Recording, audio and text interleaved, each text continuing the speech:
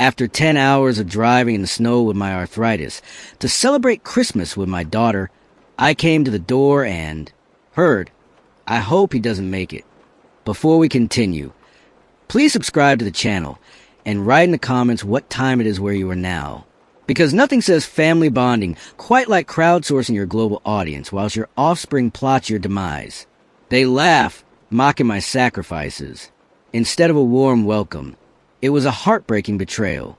I quietly closed the door and left, and then a real storm began. What happened next changed their lives forever. They will never forget it. Before we continue, please subscribe to the channel and let us know where you are listening in the comments.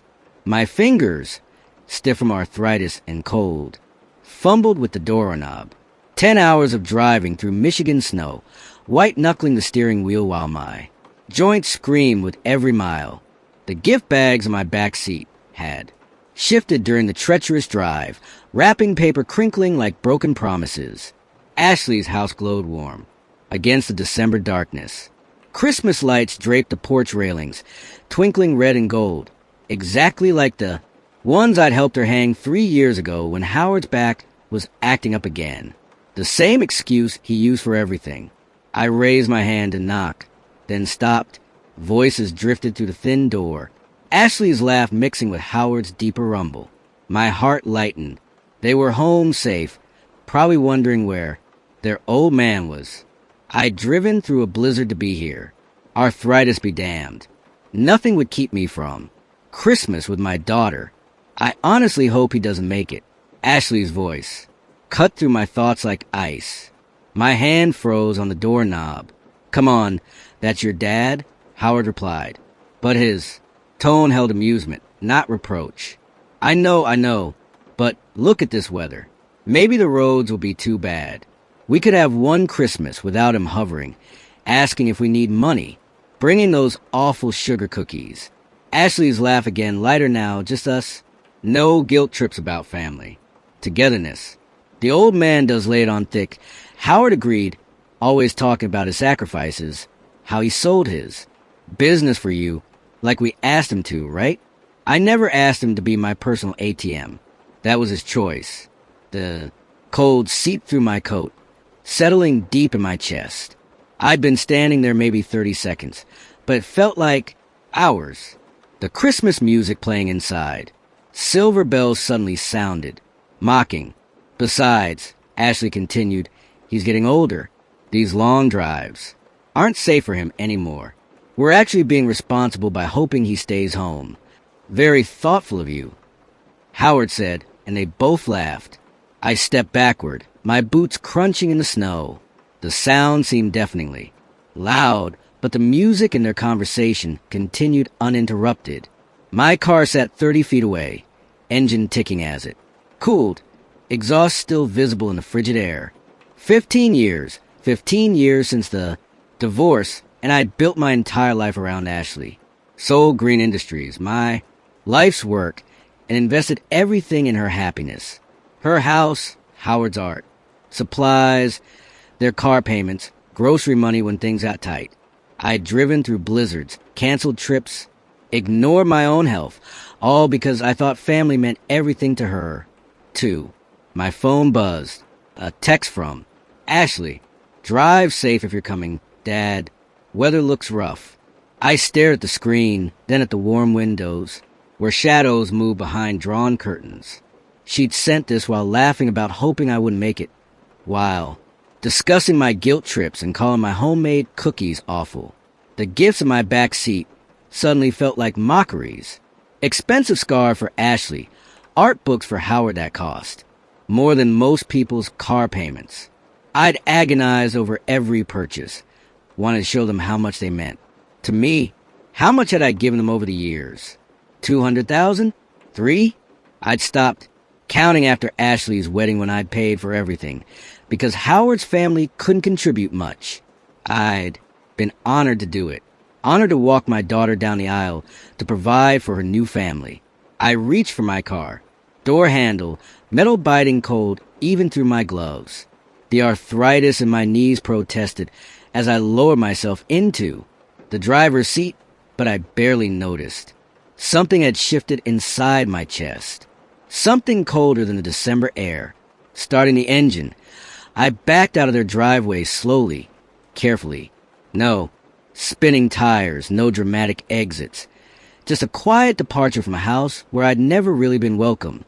In my rear view mirror, the Christmas lights grew smaller, then disappeared entirely as I turned onto the main road. I wasn't heading home. Not yet. The highway stretched ahead, dark and empty, except for scattered snowflakes dancing in my headlights. For the first time in 15 years, I had nowhere I needed to be, no one counting on me, no one hoping I'd stay away. The radio played, "I'll be home for Christmas," and I reached over to turn it off. The silence felt better. It felt like the beginning of something new. The windshield wipers swept back and forth, clearing snow that fell faster than they could handle. I took the long way home, avoiding the main highway, needing time to process what I'd heard.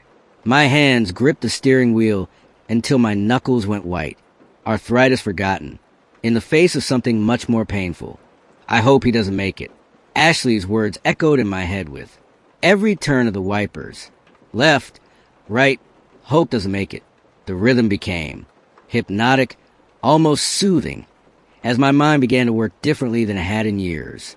By the time I reached my neighborhood, the raw shock had settled into something colder. My house sat dark and quiet at the end of Maple Street. Christmas lights I'd strung along the gutters 2 weeks ago, twinkling weakly through the snow. The driveway needed clearing, but I left the car running while I stared at the place I called home for 20 years. Inside, the silence felt different than it had this morning. This morning it had been temporary, the quiet before joining family for Christmas. Now it felt permanent, final. I hung my coat carefully in the closet, the wet wool heavy in my hands. The gifts for Ashley and Howard sat in bags by the door, expensive scarves and art books that suddenly seemed like monuments to my own foolishness. I stepped around them as if they might bite. My study welcomed me with familiar smells of leather and old paper. 20 years of business success lined these walls, industry awards, photographs of groundbreaks, contracts that had made me wealthy enough to be generous. Too generous, apparently. The filing cabinet opened with a soft click. I pulled out folder after folder, spreading documents across my desk like a general planning a campaign. My will, dated last spring. Ashley Braun Wilson, primary beneficiary. My life insurance. Policy, $2 million. Ashley Green Wilson, sole beneficiary. Bank statements told their own story. September, $3,000 transfer. Ashley. Emergency car. Repair. October, $5,000. Roof leak. November, $2,500. Howard's art supplies. Every month for 3 years. Sometimes more. Before that, the house down payment, $75,000. Before that, the wedding, $40,000. Before that, college, I got $20,000. I pulled out my calculator and started adding. The numbers grew larger than I'd expected. Conservative estimate, $280,000 over 15 years. More than some people. Earned in a lifetime. Handed over to a daughter who hoped I wouldn't show up for Christmas. The computer hummed to life, its blue glow illuminating bank statements and investment portfolios. Everything pointed the same direction. Toward Ashley. Every safety net I'd built, every financial cushion, every inheritance plan, she was woven into my financial life like thread through fabric. A memory surfaced, sharp as winter air. Ashley at 22, crying in my kitchen after graduation. Dad, I don't know how I'll ever pay back student loans. My degree is useless. I'd handed her a check for the full amount the next day. Don't worry about it. Sweetheart, that's what fathers are for. Another memory. Ashley at 28. Howard fidgeting beside her in my living room. Dad, we found this perfect house, but the down payment. I transferred the money before they finished asking. And another Ashley, Last month, voice tied over phone. Howard's having trouble finding buyers for his paintings. We're a little short. This month, another transfer. Another hope that this time they get on there. Feet. They never intended to get on their feet. Why would they win standing with so much effort? I leaned back in my chair, fingers steepled, watching snow fall past my window. For the first time in years, my mind felt sharp in a way it hadn't since selling green industries. Strategic, calculating. This was a problem to be solved, not an emotion to be suffered. Ashley wanted me gone from Christmas. Maybe she wanted me gone. Permanently. The question was, how gone did she really want me to be? My lawyer's contact information glowed on the phone screen. Richard Morrison, estate planning specialist. We'd worked together for years, updating wills, managing trusts, ensuring Ashley's future security. Tomorrow was Christmas, but some conversations couldn't wait. I scrolled to his number and paused, thumb hovering over the call button. Once I made this call, there would be no going back to the man who'd driven through a blizzard with gifts in his backseat. That man was gone anyway. Christmas morning arrived with unusual quiet. No excited calls from Ashley, no. Hurried plans to coordinate gift exchanges. I sat with my coffee, documents from last night's review still, scattered across my desk, and waited. The silence felt productive now, like the calm before a carefully planned storm. My phone rang at exactly 10:17 a.m. Ashley's name glowed on the screen, accompanied by her smiling photo from last year's Christmas dinner. The irony wasn't lost on me. I let it ring 3 times before answering, just long enough to sound tired. Dad. Her voice carried the perfect note of concern, but I could hear the rehearsed quality underneath. We were so worried when you didn't show up last night. Are you okay? I paused, letting her worry build. I'm sorry, sweetheart. I should have called sooner, but I lowered my voice, adding just the right tremor. I had an accident. Were you hurt?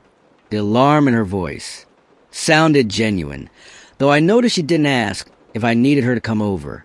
Ice on Miller Road. You know that curve? By the old church? My car slid right into the guardrail. I described it calmly, like someone still processing. Shock. Nothing serious. But they wanted to keep me at the hospital overnight for observation. Mild concussion, they said. Oh my goodness. Ashley's exclamation felt theatrical. Dad, why didn't you call us? We could have come to the hospital.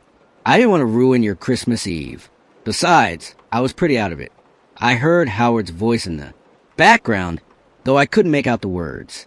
The doctor said I was lucky. Could have been much worse. Is Howard there? I asked, though I already knew the answer. Yes, he's right here. We're both so relieved you're okay. The speed of her response betrayed her eagerness to include Howard in the conversation, to share the burden of pretending to care. Howard's voice came through, probably on speakerphone now. Ernest. Man, that's terrible. Is your car totaled? Interesting. His first question was about the car, not my well-being. It's drivable, but there's some damage to the front end. I'll have to get it looked at after the holidays. Well, the important thing is you're safe. Ashley jumped back in. Are you sure you're okay? Do you need anything? We could. Bring you some food? Or no, I'm fine. Just tired. I let my voice trail off. Slightly. I think I just need to rest today. Maybe we can reschedule Christmas dinner for next week. The pause that followed lasted exactly 3 seconds too long. Of course, Dad. Whatever you need. Your health is the most important thing. Howard and I were just saying how weird it felt without you here last night. She continued, but her tone had lightened considerably. Relief? Poorly disguised, as continued concern. But now we understand why. You should definitely rest. I will. I'm sorry I worried you. Both. Don't apologize. These things happen. Winter driving is so dangerous. Howard's voice carried that false hardiness people use when they're uncomfortable. The main thing is okay, we'll check on you in a few days, Ashley added. Make sure you're feeling better. And Dad, please be more careful. Driving. We can't lose you. After I hung up, I sat back in my chair and smiled. For the first time in 24 hours, they had passed their test perfectly. The relief in their voices when I'd suggested postponing Christmas. Dinner was unmistakable. Howard's immediate concern about the car, rather than my injuries. Ashley's quick acceptance of my story, without pushing for details or offering to visit. Most telling of all was their eagerness to end the conversation. Once they had established I was fine. No lingering. Questions about my condition. No insistence on coming over to check on me personally. Just relief that their Christmas hadn't been disrupted, and I wasn't expecting them to actually care. I pulled out a notepad and wrote down their exact responses, the pauses, the tone changes, evidence of their true nature, though I hardly needed more. Proof. Still, it felt good to document their callousness in black ink. The beauty of my fabricated accident was its simplicity. Miller Road really was treacherous in winter. The old church was a familiar landmark, and everyone knew how dangerous ice could be. If they ever tried to verify my story, they'd find it perfectly plausible. More importantly, it established a pattern I could use later. I picked up my phone again and scrolled through my contacts until I found what I was looking for. Richard Morrison, my lawyer, had given me his personal number years ago for emergencies. Disqualified the week after New Year moved slowly, each day strengthening my resolve. I'd spent hours planning, researching, making lists of assets and legal requirements. Today, I would take the first real step toward showing Ashley exactly what her words on Christmas Eve were worth. Robert Mitchell's law office occupied the third floor of a restored Victorian building downtown. I'd been climbing these stairs for 15 years, usually for routine updates to ensure Ashley's security. The irony wasn't lost on me as I pushed open the familiar mahogany door. Ernest, good to see you. Robert stood from behind his desk, genuinely pleased. We'd worked together since my divorce, and he'd helped to structure every financial safety net I'd built for Ashley. How are you feeling? Ashley mentioned you had an accident over the holidays. Of course she had, probably making sure everyone knew what a burden her injured father had become. Much better, thank you. Still a bit shaken, but it gave me time to think about some important matters. Please sit. He gestured to the leather chair across from his desk. What can I help you with today? I pulled out a folder I'd prepared, placing it carefully on his desk. I need to modify my will. Specifically, I want to change the primary beneficiary. Robert's eyebrows rose slightly. That's quite a significant change, Ernest. May I ask what's prompted this decision? The accident made me reconsider my priorities. I kept my voice steady, measured. I've been thinking about loyalty, about who truly deserves support. I paused, letting him process. I want to designate the Great Lakes Animal Welfare Foundation as my primary beneficiary, instead of Ashley. The silence stretched for several seconds. Robert leaned back in his chair, fingers steepled, studying my face. Ernest, this is a major decision. Have you discussed this with Ashley? She's been your primary concern for years. No, and I don't intend to. My voice carried the same tone I'd use in boardrooms when deals were non-negotiable. Animals don't lie to you, Robert. They don't hope you won't show up for important occasions. They appreciate care when it's given. I understand you're still processing the trauma from your accident, but this isn't about trauma. I leaned forward slightly. This is about clarity. I've spent 15 years supporting someone who sees me as a burden. I'd rather my resources go to creatures who understand gratitude. Robert studied the legal pad in front of him, making notes. Ernest, as your attorney, I have to ask, are you certain this reflects your true wishes? Major changes after traumatic events aren't uncommon, but they're not always permanent. I've never been more certain of anything. The conviction in my voice surprised even me. I want this done today with all proper documentation and witnesses. For the next hour, we worked through the technical details. Robert explained the requirements, witness signatures, notarization, specific language for the charitable designation, the Great Lakes Animal Welfare.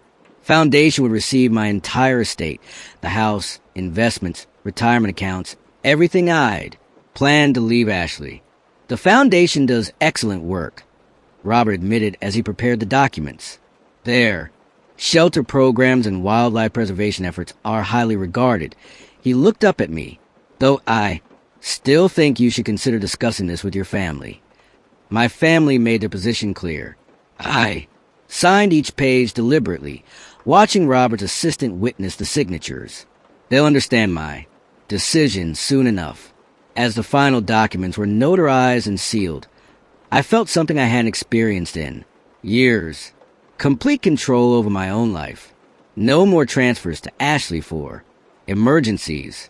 No more guilt about family obligations. No more pretending that blood relation guaranteed loyalty or love.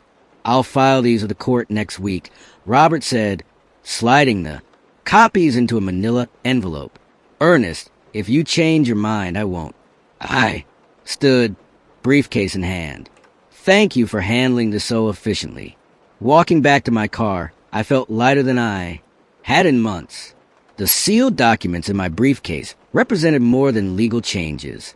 They were proof that I'd finally stopped being a victim of my own generosity. Ashley would continue receiving her monthly allowance, completely unaware that her future had just evaporated.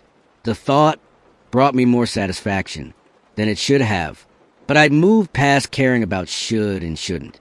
I pulled out my phone and opened my banking app. Time to address those automatic transfers that Ashley took so completely for granted. The will was just the beginning. Now came the practical lessons and consequences. I spent the week after my lawyer visit reviewing every financial connection between Ashley and myself, mapping out 15 years of dependency that she'd taken completely for granted. Thursday morning, I drove to First National Bank with a folder of account documents, the same bank where I'd opened Ashley's college fund 20 years ago, where I'd co-signed her first checking account, where I'd arranged the automatic monthly transfers that had become her financial lifeline. Good morning, Mr. Green. Janet, my personal banker, smiled warmly. How can I help you today? I need to close the joint checking account with my daughter and cancel all automatic transfers.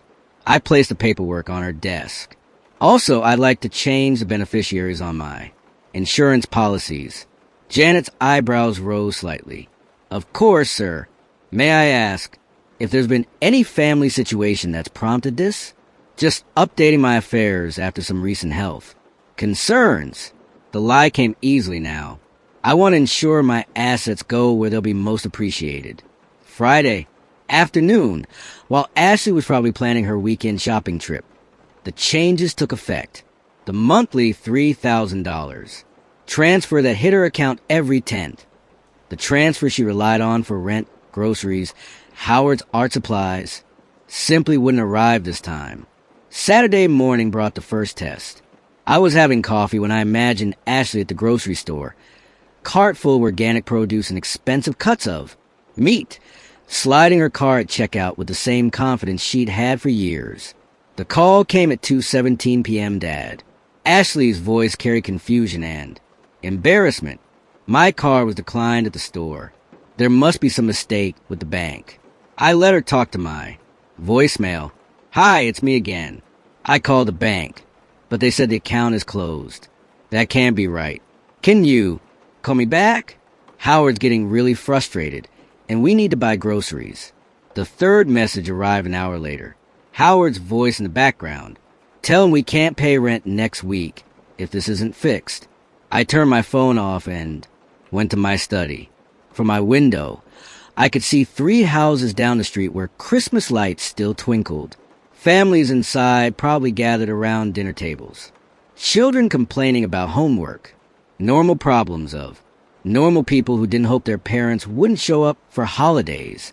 By evening, Ashley had left 7 messages. The progression was fascinating. Confusion, then concern, then barely controlled panic as the reality of their situation became clear. Howard's voice grew more prominent in the background with each call, his tone shifting from annoyance to accusation. Ashley, this is your fault somehow. You must have said something to set him off. I told you to be more careful around him. Sunday brought 11 more calls. I listened to each voicemail with the same methodical attention I'd once given to quarterly reports. Ashley's voice grew thinner, more desperate. Howard had apparently stormed out Saturday night, returning drunk and angry, blaming her for ruining everything. Dad, please. I don't understand what's happening. The bank won't tell me anything because of privacy rules. My insurance card isn't working either. Howard says you're punishing us for something, but I don't know what we did wrong. The irony was perfect. She genuinely didn't know what she'd done wrong. 2 weeks of hoping I wouldn't show up for Christmas, laughing about my guilt trips and homemade cookies, dismissing my sacrifices as unwanted attention. None of it registered as wrongdoing in her mind. Monday morning's message carried a new note of desperation. Dad, I'm coming. Over. We need to talk about this face-to-face. I'll be there around noon. I looked at my phone, then at the calendar. Perfect timing. I had been patient long enough, methodical enough. Now, it was time for the conversation that would complete Ashley's education about consequences. But first, I had one more call to make. Financial pressure was just the beginning. Now came the consequences for years of cutting corners. I'd watched Howard sell his paintings at weekend markets for 3 years. Always cash only, always stuffing bills into his jacket pocket with that smug smile that said he was smarter than the system. Tuesday morning, I drove to the public library downtown. Their computers offered complete anonymity. No login required, no tracking cookies, just clean access to official websites. The IRS whistleblower office page loaded with bureaucratic efficiency, offering forms for reporting tax fraud and undeclared income.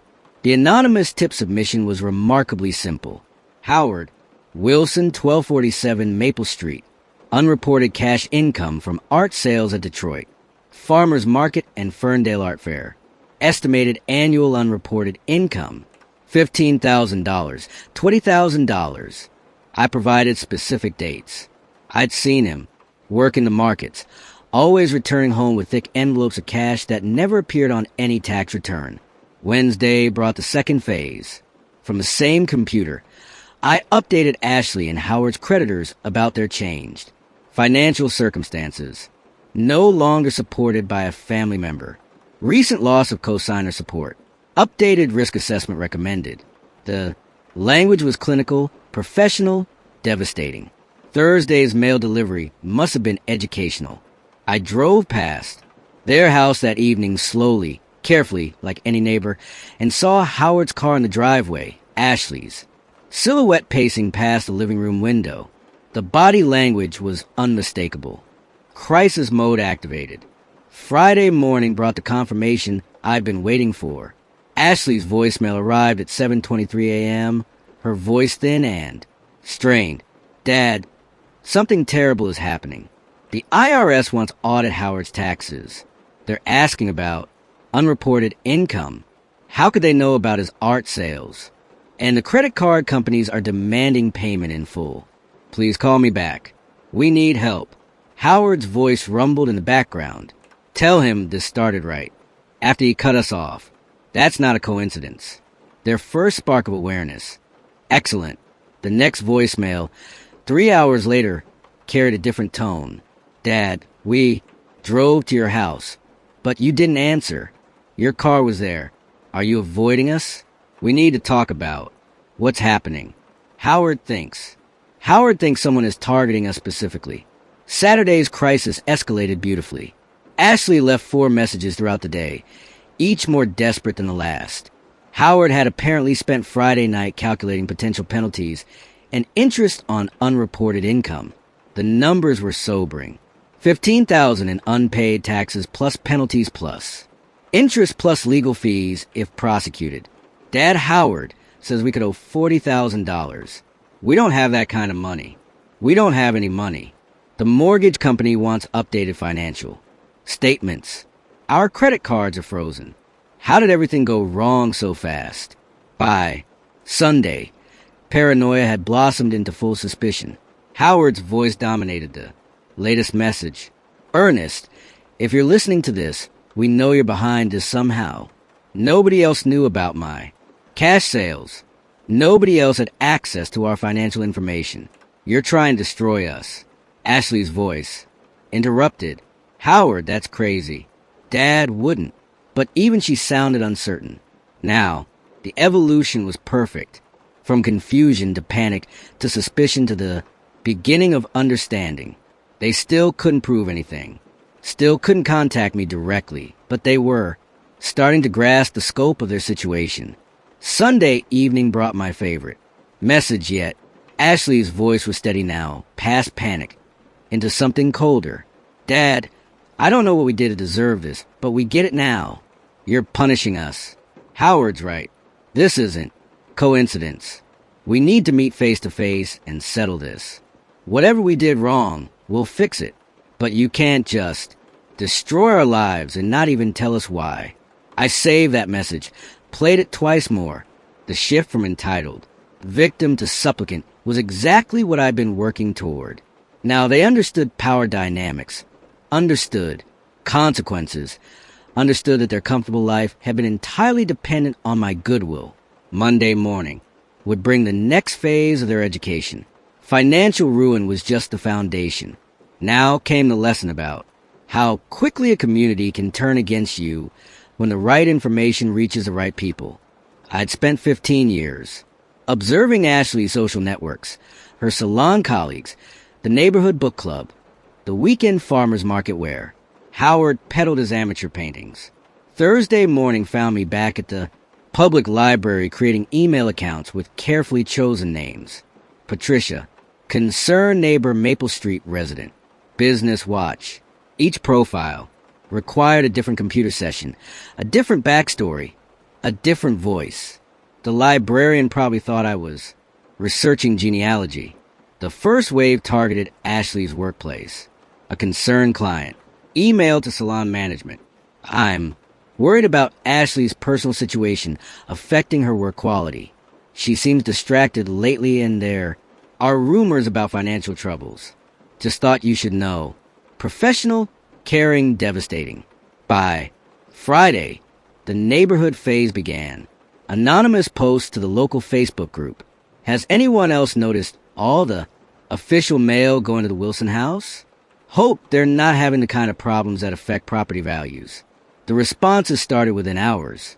Neighbors suddenly remembering unusual details, speculating about late night arguments, noting how their car had been repossessed last month. Saturday brought the beauty salon consequences. Ashley called my voicemail at 2 p.m., her voice tight with confusion. Dad, something weird is happening at work. 3 clients can lead today, and Sarah asked if I was going. Through something. How does everyone know about our problems? We haven't told anyone anything. The neighborhood. Effects manifested Sunday.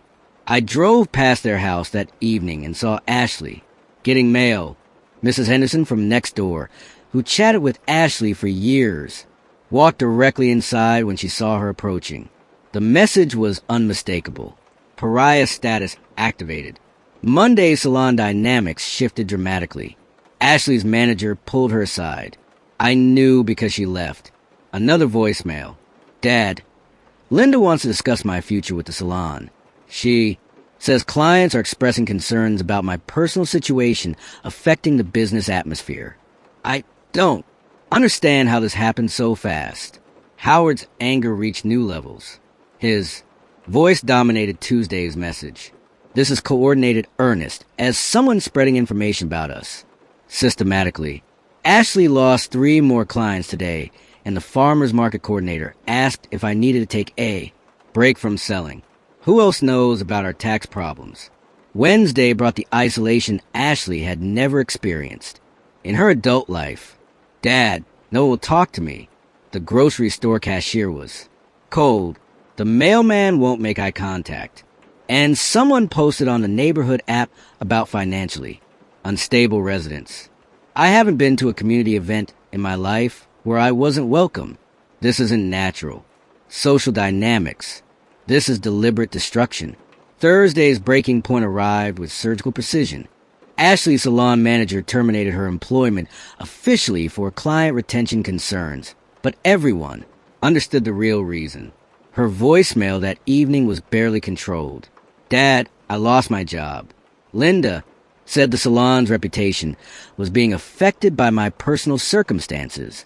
Howard's talking about leaving Detroit, maybe staying with his brother in Cleveland until this blows over. The beauty of social pressure was its apparent organic nature. Each person who avoided Ashley felt they were making an individual choice based on reasonable concerns. The accumulation felt like natural community response rather than orchestrated campaign. Even Ashley couldn't quite grasp how systematically she'd been isolated. Friday evening brought the message I'd been waiting for. Ashley's voice was hollow, defeated. "Dad, I know you can hear these messages. Howard's packing his things. He says I'm toxic now. That being near me is destroying his reputation. 2, I have no income, no friends, no support system. Whatever lesson you're teaching, I'm learning it. Please call me back." But Howard's voice cut in angry and desperate. "Ernest, you win. Okay, we get it. We're powerless without you. But this goes beyond punishment. This is systematic destruction of everything we've built. If you want to talk terms, we're ready. To listen, terms." Finally, they understood this was a negotiation, not a tantrum. Saturday morning would be perfect timing for our first direct conversation in a month. I watched their car pull into my driveway and felt only cold satisfaction. A month of careful planning had led to this moment. Through my living room window, I could see Ashley's face, pale, desperate, nothing like the confident woman who'd laughed about hoping I wouldn't show up for Christmas. They sat in the car for several minutes arguing, Howard gesticulating angrily, Ashley staring at my house with something approaching horror. Finally, they got out and approached my front door with the grim determination of people who had nothing left to lose. I answered before they could knock. "Dad," Ashley's voice cracked on the single word. Behind her, Howard looked older, defeated, like a man who discovered his easy life had hidden costs. "Ashley, Howard." I stepped aside to let them in, noting how they moved. Ashley hesitant, Howard aggressive but uncertain. "I wasn't expecting you. Weren't you?" Howard's voice carried barely controlled fury. "Everything started falling apart right after Christmas. Right after you supposedly had your accident." His eyes narrowed. "Funny thing is, your car's been in the driveway every time we've driven by." I met his stare calmly. "I've been recovering. Doctor's orders to rest." "What doctor?" Ashley's voice was thin, desperate. "What hospital? We called everywhere Christmas Day, trying to find you. Nobody had any record of Ernest Green being admitted." The moment stretched between us. I could have maintained the fiction, created more elaborate lies. Instead, I let the silence speak for itself. "You were never in an accident," Ashley whispered. "You've been here the whole time, haven't you?" I didn't answer. I didn't need to. Howard stepped forward, his artist hands clenched into fists. "You son of a he." Caught himself, but barely. "You've been watching us fall apart, enjoying it." "I've been observing," I said carefully. "That's different." "Observing what?" Ashley's voice rose. "Our bank accounts being closed, my job being destroyed, Howard's tax problems, the whole neighborhood turning against us. You think that's all coincidence?" "Interesting theory." I settled into my favorite chair, forcing them to remain standing. The power dynamic was exactly where I wanted it. "What makes you think any of that has anything to do with me?" Ashley's eyes searched my face, looking for something. Guilt, anger, satisfaction? What she found there made her take a step backward. "The timing," she said slowly. "Everything started right after Christmas. Right after." Her voice trailed off as understanding began to dawn. Howard looked between us, sensing. Currency couldn't quite grasp. Right after what? Ashley couldn't take her eyes off me. I saw the exact moment when the terrible possibility formed in her mind, the memory of Christmas Eve, the conversation she'd had with Howard about hoping I wouldn't show up, the cruel laughter about my guilt trips, and homemade cookies. You were there, she whispered before you called us. You were already there. I remained perfectly still, letting her work it out for herself. What the hell are you talking about? Howard demanded, but Ashley wasn't looking at him anymore. She was staring at me with growing horror, understanding spreading across her face like a stain. You heard us talking. That's why you left. That's why. Everything started falling apart. The recognition in her eyes was everything I'd worked toward for a month. Not just understanding that her life had been systematically destroyed, but knowing why. Knowing that her own words, her own cruelty had set everything in motion. You heard what we said about you. She continued, her voice barely audible. About hoping you wouldn't make it through the snow. About your guilt trips. And yours she couldn't finish. Howard finally understood enough to be afraid. Ashley, what did you say? But I was still looking at my daughter, seeing her finally comprehend the full scope of her situation. She knew now that I had heard every word. She understood that everything that had happened since the financial cutoff, the tax problems, the social isolation, her job loss had been deliberate, calculated, personal. You destroyed our lives, she said, but there was no anger in it anymore, just defeated recognition. I still didn't speak. Sometimes silence carries more weight than any confession. Ashley's face went white as she stared into my eyes. You heard us, she whispered again, and I said nothing. Sometimes silence speaks louder than any words. I watched them scramble like insects in a jar, unaware that the lid had been sealed weeks ago. Their first move was predictably desperate, a consultation with a family lawyer about challenging my will. The irony was exquisite. They were plotting to contest a document that no longer existed in the form they imagined. Tuesday morning brought Ashley's first attempt at reconciliation. Her voice on my voicemail carried that fake cheerfulness desperate people use when pretending everything is fine. Hi, Dad. I was thinking we should talk, clear the air between us. Family is so important, especially after everything we've been through. I didn't return the call. Wednesday's message escalated slightly. Dad, I know you're angry, but we can work through this. Howard and I have been doing a lot of thinking about our relationship with you. We want to make things right. The transparency was almost insulting.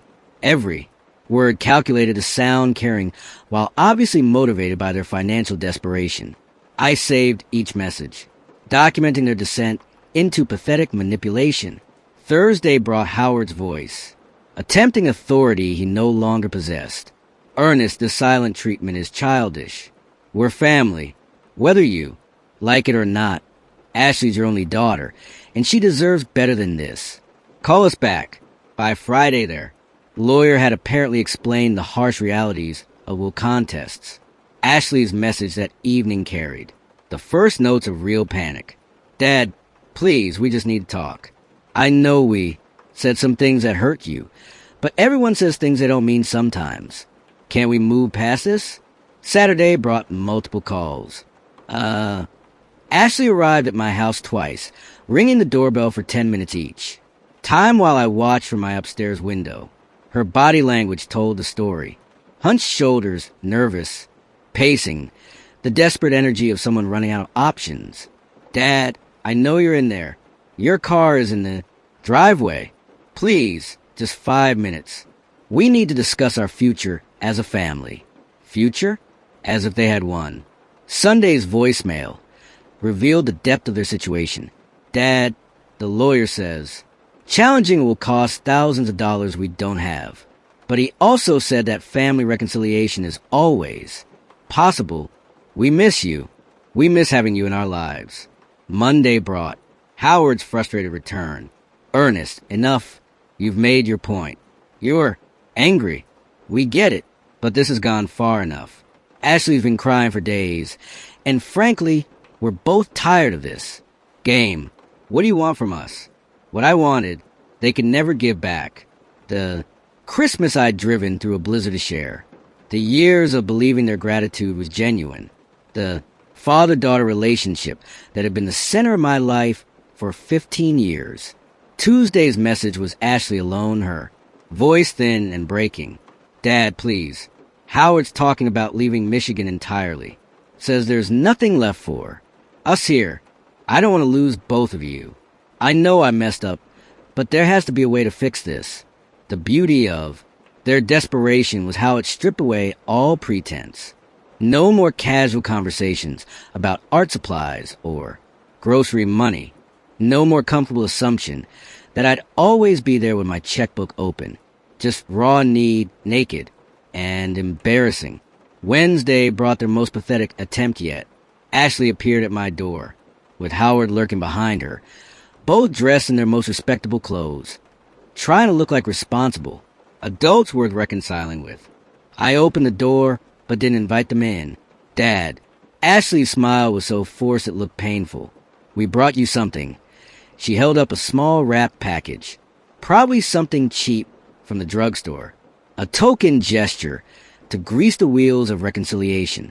I don't need anything from you, I said quietly. We know you're upset. Howard jumped in. But Ashley's your daughter. That has to count for something. I looked at Ashley, seeing not the confident woman who'd laughed about, hoping I wouldn't show up for Christmas, but a desperate person clinging to the last relationship that might save her from complete ruin. You're right, I said finally.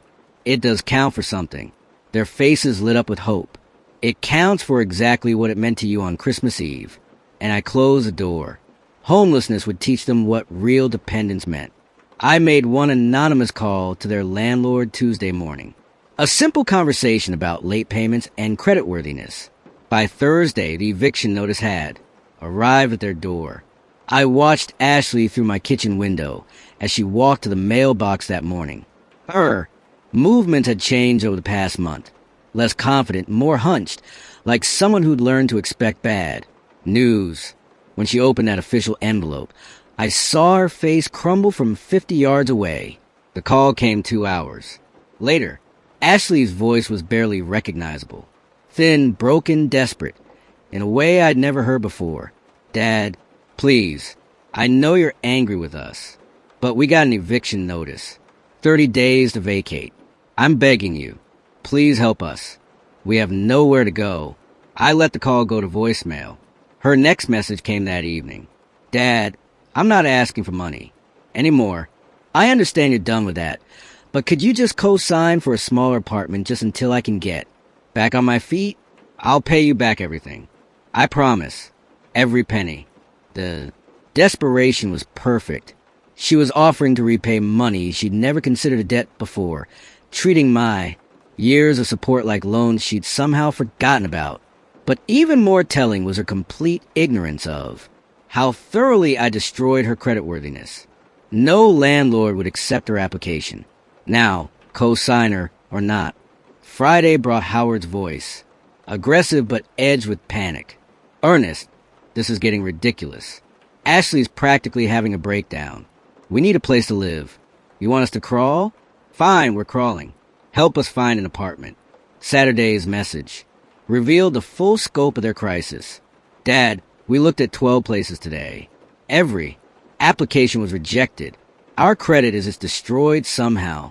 The only places that will take us are terrible. Really terrible. There's one studio apartment above a laundromat that smells like mold, but it's all we can afford, and even that's stretching our budget. Sunday brought the sound of boxes being packed in the background. Dad, we're moving tomorrow into that studio. I mentioned Howard's not taking this well. He keeps saying this is all my fault, that I brought some kind of curse on us. Please call me back. I need to hear your voice. Monday evening. Delivered a call I'd been anticipating. Ashley's voice was hollow, defeated. Dad, Howard left. He said he can't take living like this. That being around me was destroying his life. 2. He took his art supplies and drove to Cleveland to stay with his brother. Said he'd call when I figure out how to fix things. The beauty of Howard's. Abandonment was how perfectly it revealed his character. 3 years of living off my generosity, and the moment things got difficult, he fled. Ashley was learning what I'd known about him all along. He was a parasite, not a partner. Tuesday brought her most broken message yet. Dad, I'm alone now. Completely alone. I'm sitting in this awful little room with water stains on the ceiling and neighbors who scream at each other all night. I lost my job, my husband, my home, my friends. Everything I had is gone. I don't understand how everything fell apart so fast. The next day, Ashley appeared at my door again. She looked like she'd aged 5 years and 2 months. Thin, pale, wearing clothes that hung loose on her diminished frame. When I opened the door, she didn't even try to smile. Dad, I need to ask you something, and I need you to tell me the truth. I waited. Are you ever going to forgive me? Because if the answer is no, I need to know. I can't keep hoping that someday you'll decide I've been punished enough. The question was more perceptive than I'd expected. She was finally beginning to understand that this wasn't a temporary tantrum, but a permanent change in our relationship. Forgiveness has to be earned, I said carefully. How? Her voice was barely a whisper. Tell me how, and I'll do it. I looked at her, standing on my doorstep, homeless, abandoned, isolated, desperate, and felt no sympathy whatsoever. She still didn't understand that some words, once spoken, could never be taken back. Some laughter once heard changed everything forever. That's something you'll have to figure out yourself, I said, and closed the door. The next morning would bring her the lesson she'd never expected. When I saw Ashley walking up my driveway, broken and desperate, I knew the moment, for my final lesson had arrived. She moved like someone who'd learned that hope was dangerous. Her shoulders hunched against more than just the February cold. I opened the door before she could knock. She looked like she'd aged a decade and 2 months, hollowy, thin, wearing the same jacket I'd seen her in 3 days ago. Howard's abandonment had left its mark in ways that went deeper than simple loneliness. Dad, her voice was barely a whisper. Please, I need to talk to you. I stepped aside and let her in. She stood in my entryway like a refugee, uncertain and grateful for even this small mercy. I know I don't deserve anything from you, she began, her words rushing together. I know I've been a terrible daughter, selfish, ungrateful, all the things you must think about me. But I'm begging you, please give me another chance. I led her to the living room, letting her settle into the same chair where she'd opened Christmas presents for years. The irony wasn't lost on either of us. I've lost everything, she continued. Howard's gone. My job's gone. My friends won't talk to me. I'm living in this awful place that smells like mold and has bugs crawling out of the walls. But I know I brought this on myself somehow. I just don't understand how. The performance was heartbreaking. If you didn't know what I knew. She was trying so hard to be the daughter she thought I wanted, offering contrition and promises of change, still believing that family bonds could be repaired with enough sincerity. I want to be better, she said, tears starting to fall. I want to be the daughter you deserve. I know it might take time, but maybe we could start small. Maybe I could visit once a week, help with yard work or cooking. I just want us to be a family again. I watched her cry, feeling nothing but cold satisfaction. She still didn't understand that some words once spoken poisoned everything that came after. Do you remember Christmas Eve? I asked quietly. Ashley wiped her eyes. Of course. You called to say you'd been in an accident. Before that, I said, do you remember what you and Howard were discussing before I called? Her face went pale. I could see the moment when memory began to surface, when she started to understand that this conversation was heading somewhere she didn't want to go. I don't remember exactly. I pulled out my phone, scrolled to a file I'd labeled simply December 24th and set it on the coffee table between us. Let me refresh your memory. I pressed play. Ashley's voice filled the room clear and unmistakable. I honestly hope he doesn't make it. Her face went white as stone. Howard's voice followed. Come on, that's your dad. I know, but look at this weather. Maybe the roads will be too bad. We could have one Christmas without him hovering, asking if we need money, bringing those awful sugar cookies. The laughter that followed was like acid in the air. I watched Ashley's expression crumble as she heard her own cruel amusement. Just us. No guilt trips. About family togetherness. I let the recording play until Howard agreed. The old man does lay it on thick. Always talking about his sacrifices, how he sold his business for you, like we asked. Him too. Then I stopped it. Ashley sat frozen, staring at the phone like it contained poison. You were there. You heard all of that. Every word. I confirmed. I was standing outside your door with Christmas gifts, listening to my daughter laugh about hoping I wouldn't survive the drive to see her. Dad, no. You don't understand. I understand perfectly. I said, I understood that night, and I've understood every day since. That conversation showed me exactly what our relationship meant to you, what I meant to you. Ashley was crying now, desperate. Sobs that shook her whole body. Those were just words. People say things they don't mean when they're stressed. I was tired, and Howard was being difficult. And you revealed your true feelings about your father. I finished the man who sacrificed everything for you, who built his entire life around your happiness, who drove through a blizzard because he thought you wanted him there. She tried to speak, but I continued. Everything that's happened since that night, your financial problems, the social isolation, the job loss, Howard leaving, all of it started because I finally understood what you really thought of me. Please, she whispered. Please, I'm sorry. I'm so sorry. But I wasn't finished with her education yet. Not quite. 6 months have passed since that last confrontation, and I have found something I never expected. Peace. The Great Lakes Animal Welfare Foundation has become not only the recipient of my inheritance, it has become my purpose. 3 mornings a week, I volunteer at their shelter, feeding dogs whose tails wagged with genuine excitement when they saw me approaching. The letter arrived on Tuesday, exactly 6 months, after Ashley sat in my living room, listening to a recording of her own cruel words. I recognized her handwriting immediately, although it now looked more mature, more steady than the desperate scrawl I remember from her previous attempts to contact me. I open it, standing in my kitchen, coffee growing cold on the counter. Dear Dad, it began. I don't expect you to respond to this letter. I'm not asking for anything. Not money, not forgiveness, not reconciliation. I just wanted you to know how this year has changed me. I work at a grocery store now, 40 hours a week on my feet, dealing with difficult customers and cleaning up spills. It's honest work, and for the first time in my life, I understand what you meant when you talked about earning something. Every paycheck feels different when you've worked for it instead of just receiving it.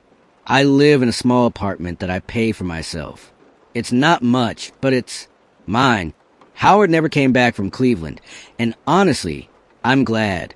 I needed to learn who I am when I'm not, depending on someone else's generosity. I know about the will. Dad, Robert, Morrison told me when I tried to contest it last spring. He explained that you changed everything in January before any of this started. I understand now that even when I thought I had a safety net, I didn't. You were teaching me to fly, without knowing it. I'm not the same person who laughed about hoping you wouldn't make it to Christmas. That woman feels like a stranger to me now. I know I can never take back those words or the years of taking your love for granted. I just wanted you to know that your lesson worked. I learned. The letter continued for another page, describing her small apartment, her co-workers, the satisfaction she'd found in simple accomplishments. She didn't ask for contact. She didn't suggest meeting for coffee or rebuilding our relationship. She simply wanted me to know that she'd grown into someone capable of supporting herself. I read it twice, then folded it carefully and placed it in my desk drawer. I felt no urge to respond, no desire to reach out. The lesson had been taught and learned. That was enough. That afternoon, I drove to the shelter for my regular volunteer shift. The dogs knew my car by now, and I could hear their excited barking as I pulled into the parking lot.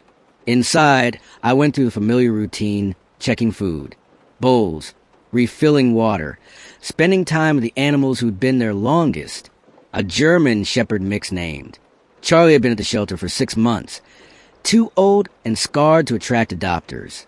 He followed me from kennel to kennel, his graying muzzle nudging my hand whenever I stopped moving. When I sat down to rest, he laid his massive head across my lap with complete trust. "You're a good boy, Charlie," I said, scratching behind his ears. His tail thumped against the concrete floor with pure contentment. This was what love looked like when it wasn't bought or demanded. Charlie didn't care about my bank account or inheritance. He didn't calculate what I could do for him or weigh the benefits of our relationship. He simply appreciated kindness when it was offered.